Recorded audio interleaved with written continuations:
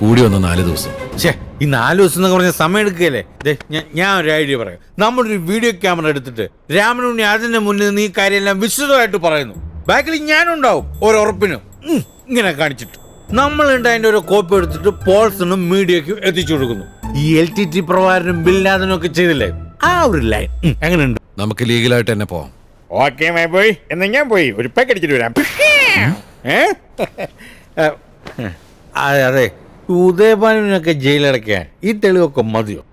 അവനെ ശിക്ഷിക്കുമെന്നുള്ളതല്ല, നമ്മൾ രക്ഷപ്പെടാന്നുള്ളതാണ് ആദ്യത്തെ ആവശ്യം.